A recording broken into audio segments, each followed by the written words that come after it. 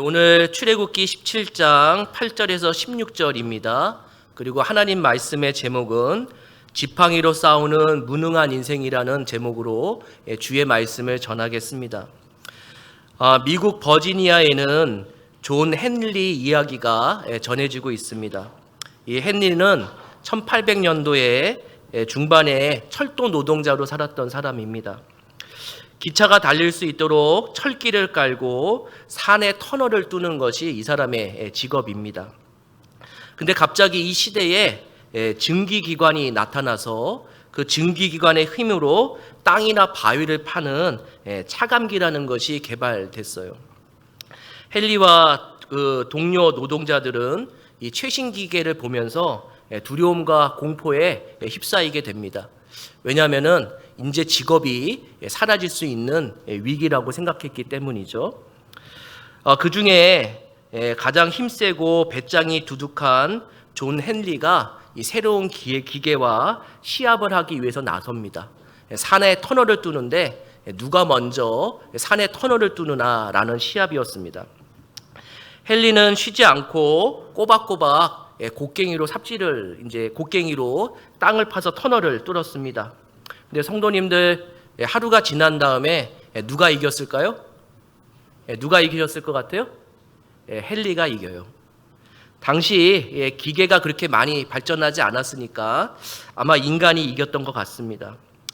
헨리가 이기자마자 그 친구들이 환호성을 치면서 야, 기계도 별 수 없구나 이러면서 자신의 직업을 지킨 거에 대해서 안도의 한숨을 쉬었어요.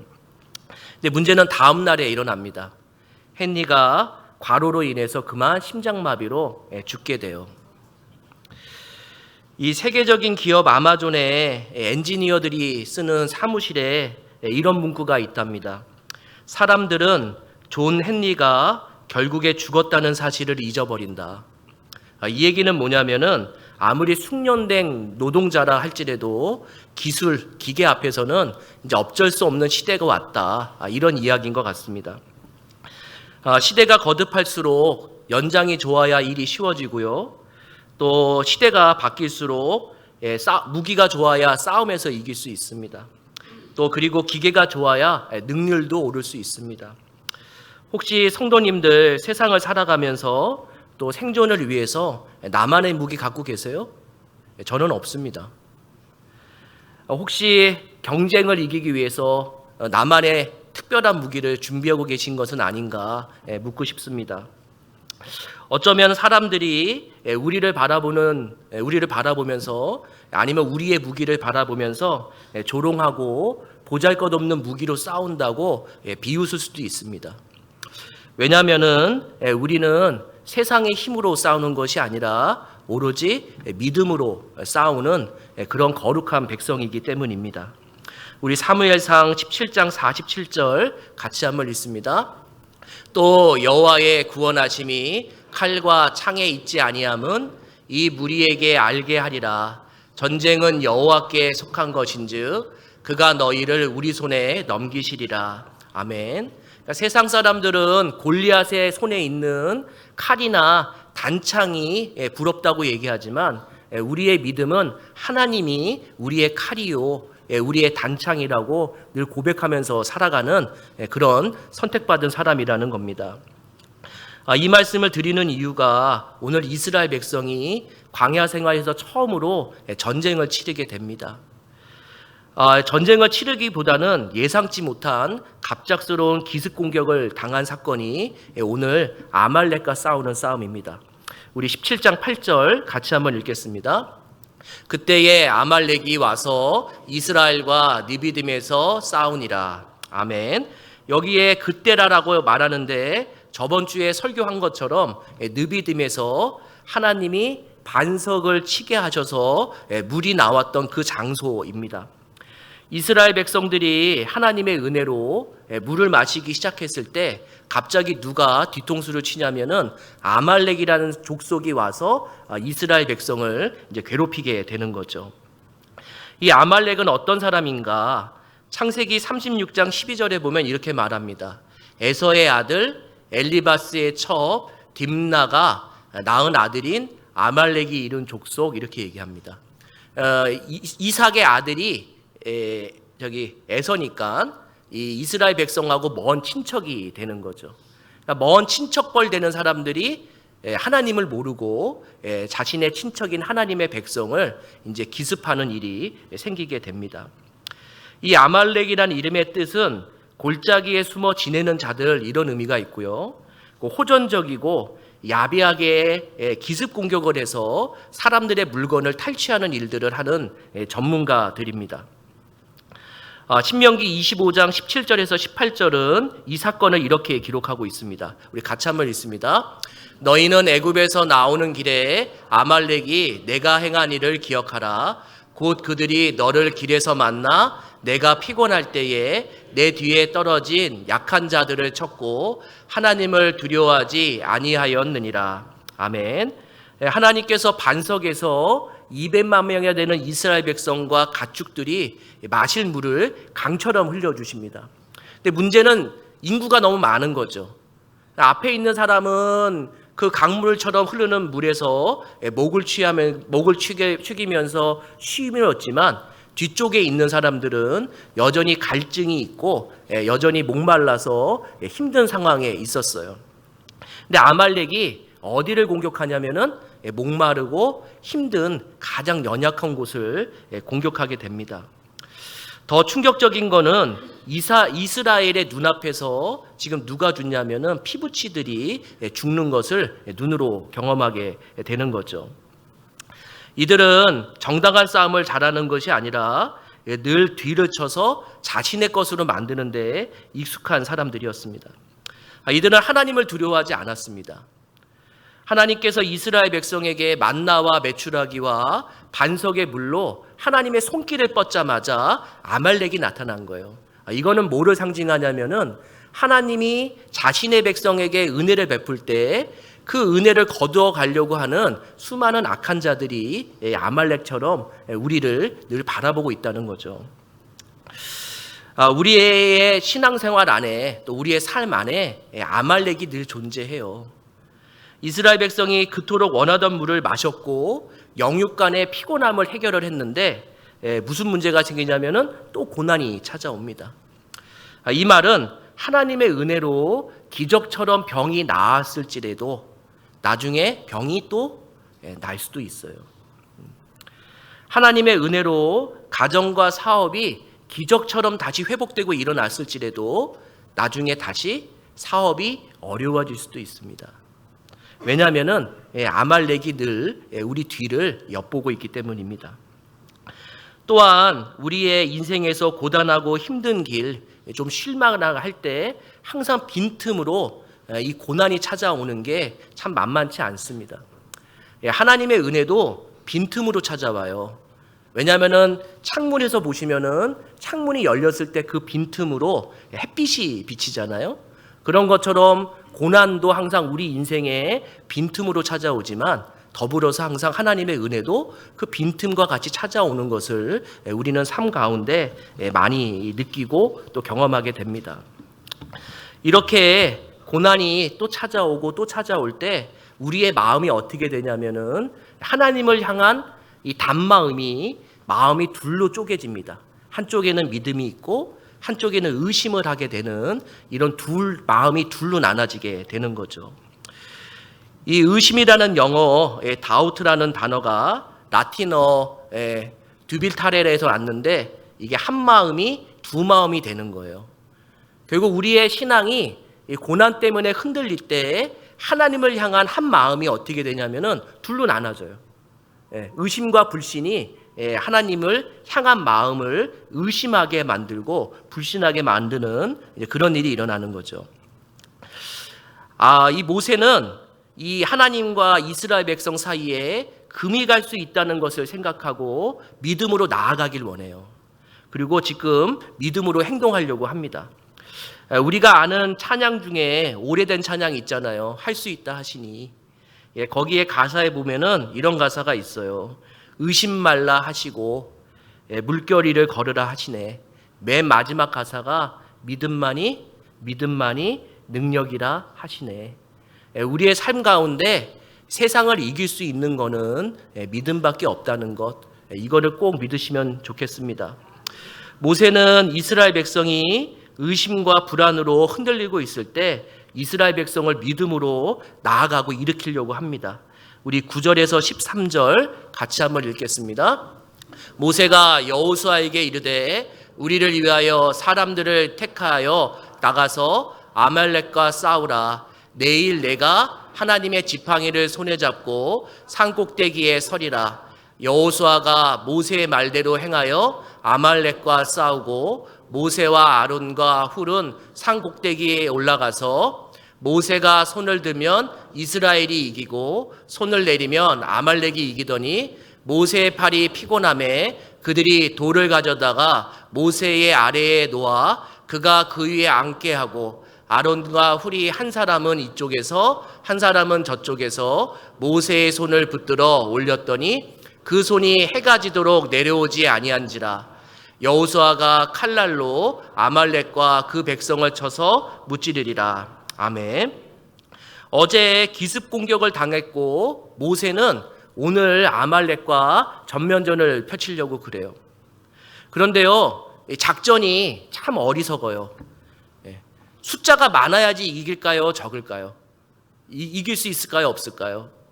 숫자가 많아야지 이겨요. 저 같으면은 200만 명이 다 달려들게 만들어요. 근데 모세는 지금 어떤 작전을 펼치냐면 200만 명 중에 이 여호수아가 몇 명을 택해서 싸우라고 얘기를 해요. 그리고 더 어리석은 싸움 방법을 선택해요. 모세가 지팡이를 들고 산 위로 올라가는 거예요. 이 지팡이를 들고 산 위로 올라갈 때 아말렉이 바라보면서 어떤 생각을 했을까요? 전쟁을 하려면은 가장 좋은 무기를 보여줘야 되잖아요. 가장 좋은 무기를 보여줘야지 적이 도망가든지 아니면 싸워서도 이길 수 있는데 모세의 손에는 지금 뭐를 가지고 올라가냐면은 지팡이를 들고 산 위에 올라가는 거예요. 이스라엘 백성들이 그 지팡이를 바라보면서 싸움에 임하려고 하는 거죠. 늘 아말렉은 기습 공격을 했던 종족인데 모세의 손에 들어있는 지팡이를 바라보고 비웃어요. 그러면서 그들이 전면전으로 이스라엘 백성을 공격해서 모든 것을 빼앗으려고 합니다. 이들은 한 번도 싸움을 배워본 적이 없어요. 80년 동안 노예 생활을 해서 벽돌 굽는 데는 전문가일 수 있지만 이들은 주먹질 한번 해본 적이 없어요. 10가지 은혜를 경험하고 홍해를 건넌 다음에 반석의 물, 만나 이런 것들만 공급받았지 하나님 앞에 어떻게 싸워야 되는지에 대해서 기본 전술도 배워본 적이 없는 사람들이에요. 이들은 오직 무엇으로만 싸우냐면은 믿음으로 싸우기 위해서 결단하고 단결합니다. 믿음으로 싸운다는 건 예수 믿는 사람은 당연한 겁니다. 근데 세상 사람들이 그걸 믿음으로 싸우는 사람을 보면은 어떤 생각이 드냐면은 저거 어리석구나. 저거 바보 같구나 이렇게 생각을 해요. 마치 아말렉이 이스라엘 백성을 바라보면은 뭐라고 비웃냐면은 오늘 설교 제목처럼 지팡이로 싸우는 무능한 인생을 살아가는 자들 이렇게 비꼬고 조롱할 수 있습니다. 근데 아말렉이 모르는 게 있어요. 그리고 세상 사람들이 모르는 게 있어요. 모세의 손에 있는 지팡이는 그냥 지팡이가 아니에요. 오늘 말씀에 뭐라고 얘기하냐면은 하나님의 지팡이라고 얘기를 해요. 10가지 재앙도 이 하나님의 지팡이로 기적을 일으켰고 홍해의 세기를 만드는 것도 하나님의 지팡이로 이끌었고 그리고 반석의 물, 어제 물을 마신 것도 하나님의 지팡이로 쳤기 때문에 물이 마시게 됐습니다. 세상 사람들은 보잘것없이 보이지만 이스라엘 백성에게 있어서 가장 강력한 무기, 모세가 선택할 수 있는 가장 강력한 무기는 칼이나 전차가 아니라 하나님의 지팡이, 이 믿음으로 하나님의 지팡이를 가지고 싸우는 방법밖에 없었던 겁니다. 하나님의 지팡이를 든 모세가 손을 들면은 전쟁에서 이기게 되고 하나님의 지팡이를 든 모세의 손이 내려가면은 전쟁에서 지는 것을 보니까 아론과 훌이 이 둘을 손을 받쳐요. 근데 여기에 놀라운 비밀이 숨겨져 있습니다. 우리 12절 같이 한번 읽겠습니다. 모세의 팔이 피곤함에 그들이 돌을 가져다가 모세의 아래에 놓아 그가 그 위에 앉게 하고 아론과 훌이 한 사람은 이쪽에서 한 사람은 저쪽에서 모세의 손을 붙들어 올렸더니 그 손이 해가 지도록 내려오지 아니한지라. 아멘. 이건 말이 안 되는 겁니다. 아론이 이만기나 훌이 강호동도 아니거든요. 네. 모세의 손을 지탱해 주잖아요. 근데 뭐라고 얘기하냐면은 해가 지도록 내려오지 않았다고 그래요. 그 어머님들, 아버님들, 아이들 혼나면은 아이들이 싸울 때 혼낼 때 어떻게 하세요? 벽에 세워놓고 두 손 들라고 이렇게 얘기를 해요. 맞죠? 저만 나쁜 놈 아니죠? 두 손을 들고 이렇게 하면은 손이 내려가면은 뭐라고 그러냐면은 손 내려가면은 내가 혼낸다고 얘기를 해요. 근데 아이들이 낑낑대면서 버텨요. 그러다가 힘이 없으면 어떻게 할까요?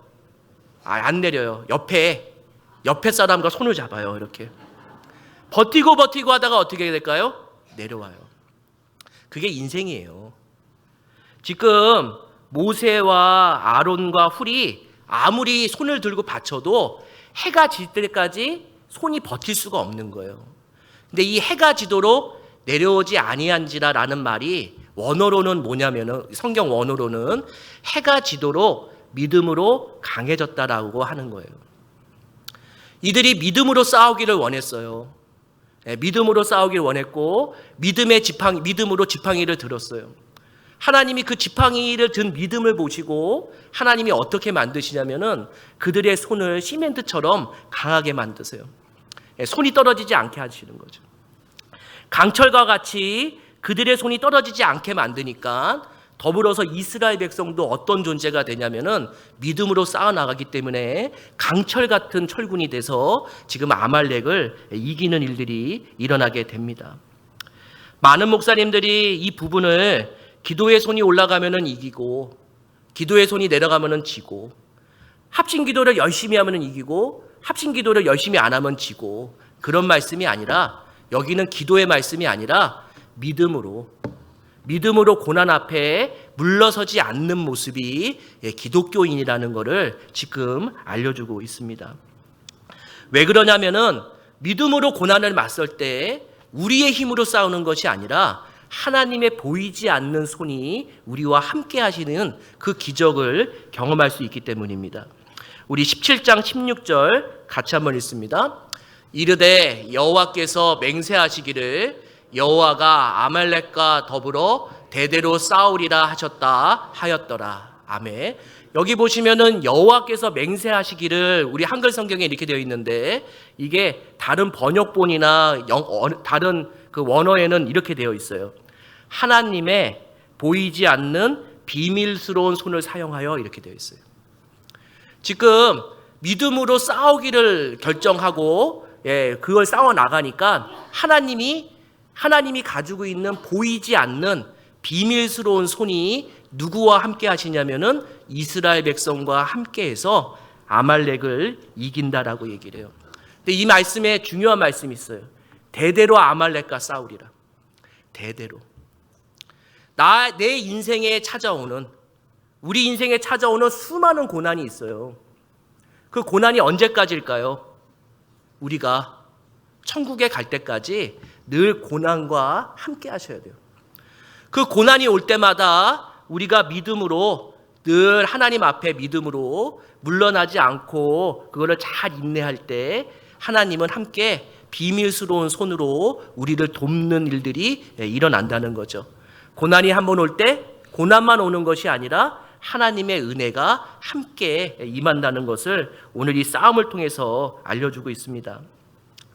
아말리엘 칼슨이라는 사람이 하나님의 신비로운 손길이라는 간증을 이렇게 잡지책에 하나 실었는데 이 사람이 신앙인이고 괜찮은 사람이었던 것 같아요. 그래서 차를 타고 집으로 퇴근하는데 앞에 큰 트럭이 와서 자기 차를 이렇게 딱 정면으로 부딪혔대요.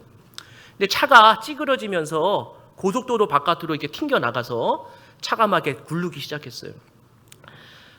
이 사람은 내가 이제 죽을 수 있겠구나라고 생각을 했는데 갑자기 이상하게도 부드러운 손이 느껴지더래요. 부드러운 손이 자기를 감싸는 것을 느꼈답니다. 그리고 이 차에 있는 여러 가지 물건들이 다 튕겨져 나갔대요. 이제 구사일생으로 산 다음에 바깥에 보니까 자기가 소중하게 여기는 성경책이 이렇게 펼쳐 있었고 거기에 이렇게 큰 유리파편이 하나 이렇게 딱 이렇게 찍혀져 있었답니다. 그래도 내 성경 가져가려고 유리파편을 뽑아가지고 성경을 가져가려고 했는데 그 유리 조각이 어디에 꽂혀 있었냐면은 시편 91편 11절에 꽂혀 있더래요. 그가 너를 위하여 그의 천사들을 명령하사 내 모든 길에서 너를 지키게 하심이라. 저도 이런 기적 같은 은혜를 한번 경험해 봤으면 좋겠어요. 제가 경험하지 못했으니까 어떻게 하는 거예요 지금? 남의 경험을 얘기하는 거예요.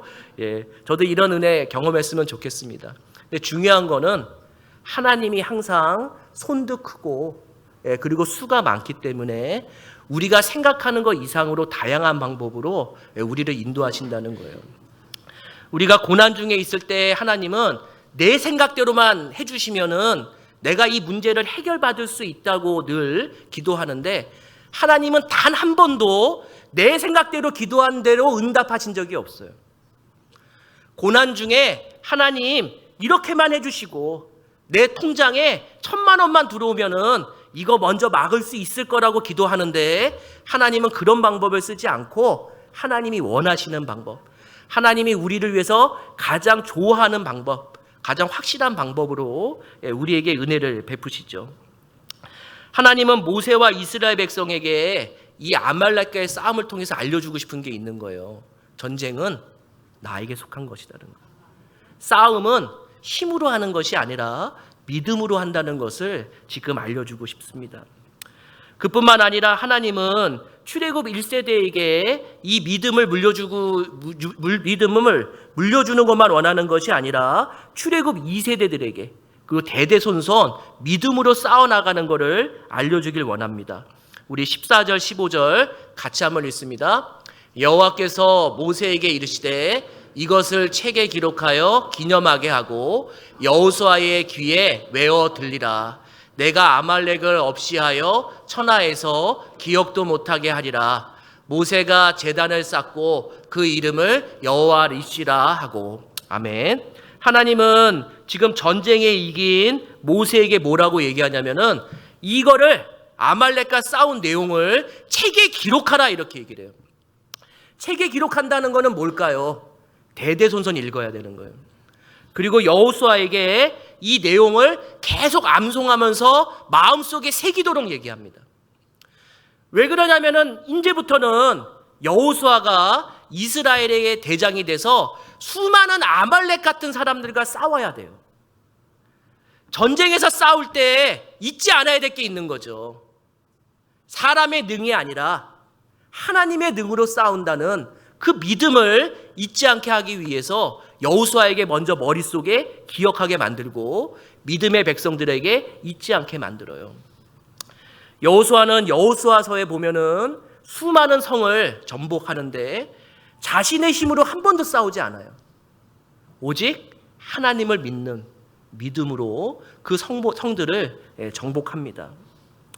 하나님은 우리의 자녀들뿐만 아니라 자녀의 자녀들에게도 이 믿음을 알려주길 원해요. 세상은 학력으로 이기는 것이 아니고 세상은 가진 것으로 이기는 것이 아니라 보잘것없어 보이는 믿음이 세상을 이긴다는 것을 알려주고 싶어 하는 거죠. 그러면서 모세는 이거를 잊지 않게 하기 위해서 지팡이를 들었던 그 산 위에다가 제단을 만들어요.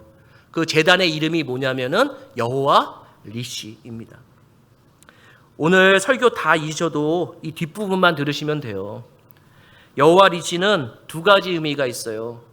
첫 번째 여호와 리시는 어떤 의미냐면 하나님은 앞으로의 모든 일에 일어날 나의 기적이시다라는 의미예요. 나의 삶 가운데 고난도 늘 앞으로 일어날 거예요. 근데 그 고난도 일어나지만 어떤 것도 나의 삶을 늘 지키시냐면은 하나님의 보이지 않는 손이 늘 우리의 믿음의 자녀들 또 우리를 늘 지켜나간다는 것을 하나님은 이 여호와 리시라는 이름을 통해서 알려줍니다. 또 하나는 둘째가 우리가 잘 알고 있는 말 여호와 리시는 하나님의 승리의 깃발입니다. 하나님이 기적을 베풀어서 우리에게 무엇을 주시냐면은 고난을 이겨나가는 승리를 허락하십니다. 그 승리를 우리가 무엇으로 상징하냐면은 깃발을 꽂는 것으로 상징을 하는 거죠.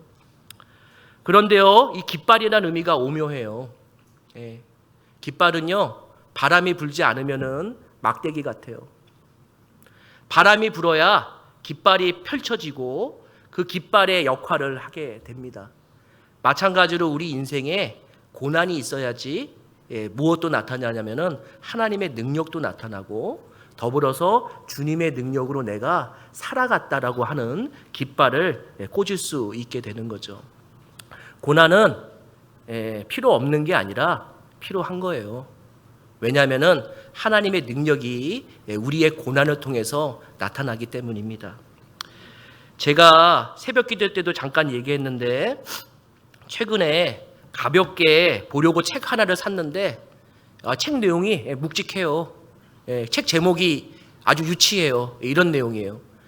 세상이 나를 몰아세울 때 가드를 올리고 도망치지 말 것. 그림도 어때요? 유치해요? 유치하지 않으세요? 유치해요. 유치해요. 그냥 심심풀이로 제가 스트레스를 받을 때 한번 읽으려고 샀는데 내용이 너무 감동적이고 묵직해요.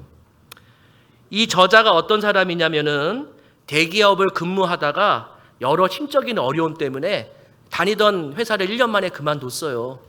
그리고 자기가 좋아하는 글을 쓰면서 살아가야겠다 라면서 글을 쓰는데 옆에다가 이제 취미로 권투를 배우기 시작했어요. 이 사람 1.1패랍니다. 경력이. 근데 권투를 하면서 하나 깨달은 게 있대요. 권투가 인생과 같다는 걸 깨닫게 됐대요. 근데 제가 제일 묵직한 내용은 이거예요. 권투를 할 때 상대방이 막 주먹을 휘두르잖아요. 맞죠? 그러면은 주먹을 맞지 않기 위해서 어떻게 할까요? 사람이 뒤로 물러나요. 이렇게. 근데 뒤로 물러나면 어떤 일이 생기는지 아세요? 더 많이 맞아요. 더 많이 맞을 뿐만 아니라 상대방이 강한 주먹을 펼치면은 내가 더 강하게 맞게 돼요. 권투 선수는 상대방이 수없는 주먹을 날릴 때 힘들어도 가드를 올리고 주먹을 날리는 사람한테 계속 가까이 가려고 노력한대요.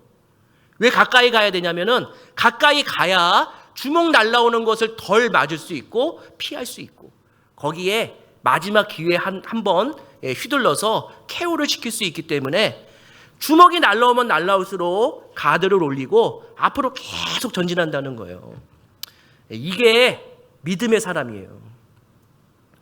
믿음의 사람은 고난이 올 때 권투 선수가 이렇게 가드를 올리는 것처럼 믿음의 가드를 올리시는 거예요. 그리고 힘들어도 한 발짝 한 발짝 앞서가시는 거예요. 그러면은 내가 많이 맞을 것 같은데 덜 맞아요. 지금까지 이스라엘 백성은 고난이 올 때마다 뒷걸음쳤어요. 생각해 보세요. 물이 없다고 뒷걸음쳤어요. 근데 하나님의 은혜로 물을 주셔서 다시 한 걸음을 앞서가게 만들었어요. 그들은 먹을 것이 없다고 또 불평해서 한 걸음 뒷걸음을 쳤어요. 근데 하나님이 만나를 주셔서 다시 한 걸음 앞으로 가게 했어요. 몇 개월 만에 이들이 깨달은 게 있어요. 내 인생의 고난을 만날 때 뒤로 물러나는 것이 아니라 하나님을 믿고 앞으로 걸어가야 된다는 것을 몇 개월 사이에 배운 거예요. 그리고 이 책에서 재밌는 얘기를 하는데 권투 선수는 때리는 것보다 더 많이 맞는데요. 우리 많이 맞으셨잖아요. 인생 이만큼 사셨잖아요. 수없는 고난과 같은 주먹을 수없이 맞으셨잖아요. 그거 다 경험이에요. 그 주먹이 날라와서 다 맞았기 때문에 내가 웬만한 고난을 맞아도 끄떡하지 않으시잖아요. 근데 왜 나한테 고난이 찾아오면은 죽겠다고 그러세요? 죽겠다고 말하지 마시고 믿음의 가드를 올리고 앞으로 가세요. 그게 믿음이에요, 믿음. 그 믿음이 지금 어디에 나오냐면 동일하게 히브리서 10장 35절에서 39절에 나와요. 우리 같이 한번 읽겠습니다. 그러므로 너희 담대함을 버리지 말라. 이것이 큰 상을 얻게 하느니라. 너희에게 인내가 필요함은 너희가 하나님의 뜻을 행한 후에 약속하신 것을 받기 위함이라. 잠깐 후면 오실 이가 오시리니 지체하지 아니하시리라. 나의 의인은 믿음으로 말미암아 살리라. 또한 뒤로 물러가면 내 마음이 그를 기뻐하지 아니하리라 하셨느니라. 우리는 뒤로 물러가 멸망하는 자가 아니요 오직 영혼을 구원함에 이르는 믿음을 가진 자니라. 아멘. 하나님은 히브리서를 통해서 우리에게 고난이 왔을 때 인내와 이 담대함을 가지라고 얘기를 해요.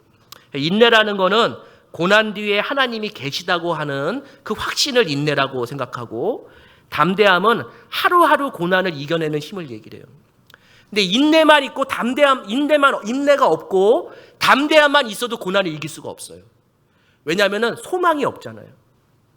또 반대로 담대함만 있고 인내만 있고 담대함이 없으면 안 돼요. 왜냐하면 하루하루 버텨낼 힘이 있어야 되기 때문이죠. 히브리서 기자가 우리 믿음의 사람들에게 얘기하는 게 뭐냐면은 인내와 담대함을 갖고 고난이 찾아왔을 때 뒤로 물러나지 말라고 그래요.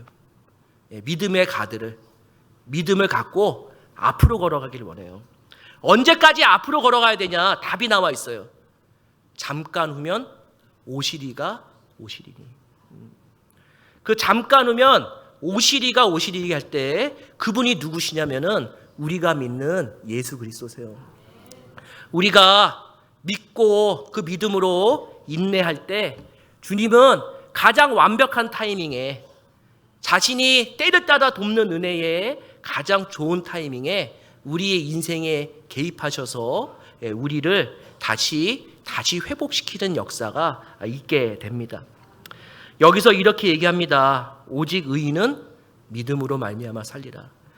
의인은 뒤로 물러나는 것이 아니라 믿음을 갖고 앞으로 가는 거예요. 믿음이 얼마나 무거운데요. 그 무거운 믿음을 갖고 있으면은 절대로 무너지지 않아요. 왜냐하면 우리의 믿음은 누가 주셨냐면은 하나님이 예수 그리스도를 피 흘려서 우리에게 주신 선물이기 때문에 그 믿음보다 더 강력한 것도 없고 그 믿음보다 더 무거운 것도 없어요. 고난 앞에 믿음으로 담대한 사람들에게 뭐라고 얘기하냐면은 나의 의인이라고 얘기를 해요. 나의 사람, 나의 백성. 오늘 이 시간에 우리 성도님들 가운데 그 어려운 시기를 살면서 고난 앞에 늘 주저앉고 힘드신 분들 많을 겁니다. 그때마다 믿음의 가드를 올리세요. 보이지 않는 믿음으로 힘드셔도 한 발짝 한 발짝 가세요.